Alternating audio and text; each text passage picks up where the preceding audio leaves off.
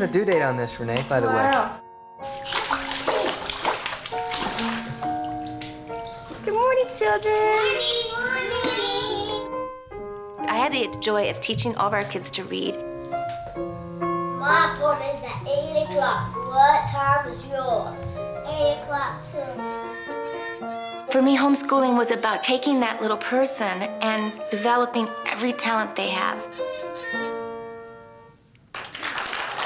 I was so dedicated to our family, and I was passionate about it. I loved it. I did it because I loved it. But in that whole process, I lost who I was. There was something that needed to be kindled. I needed something so out there. I had this one-liner that would go through my head, and it was, one day I'm going to. And I filled in that blank with race a car.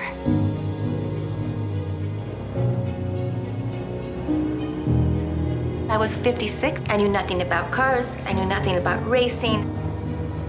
I knew myself well enough that if I had been telling myself that, I had to go do it. I've never been a person who's enjoyed American muscle cars. You know, they're the big horsepower, they're real loud, this kind of car, right? It's never appealed to me. Porsche has this mystique. It has those curves. If you just look at the shape of that car, it looks like a she. There's a lot of power in it and femininity to it. There's both combined right there.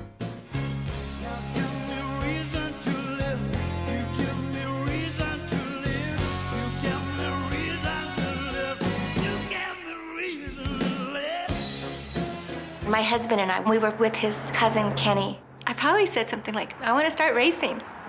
Kenny said to me, oh, great, Renee, that's a great idea. And he straightway went to Cars and Coffee. That's the thing that people bring their cars and they have a little ride, they have coffee and they chat about their cars. Now, I know he wouldn't have done that if I was younger and if I hadn't been a woman. I know he wouldn't have said that. But it was, you know, this is what she means. Because she can't mean the other thing. There's no way she means the other thing. Someone mentioned this race, the La Carrera Panamericana, and I thought, oh, it's in Mexico. I get to travel. I love it, I get to travel. 7 days, and I'm gonna get to go on roads, and I'm gonna get to drive fast. First morning at the first race, 2 brothers in a car, and one of the brothers died, and people going off cliffs literally a couple days later. I'd start every morning on my knees, praying on the ground. My body would be shaking. There was so much fear, and it wasn't just fear of the danger of racing, it was the fear of failing, not being able to do it, not having it in myself. You have to be in that tunnel, focus 100%. It's your life, and if you're having a navigator, it's his life. And it's in my hands, and it's in my feet.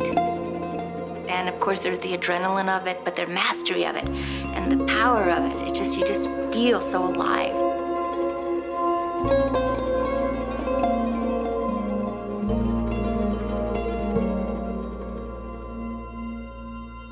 This girl is on fire.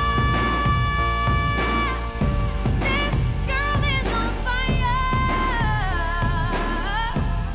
I really did put who I was on hold. And my family didn't know who I was. And it wasn't until this time, and I started having the opportunity to do things I'm passionate about, that they found out who their mom is. I've changed so much through this experience, and it's been totally enveloped in this car. We've been beat up, we've had to be repaired, we've been changed, we've done all these things together, we've developed, right? So it's totally my alter ego.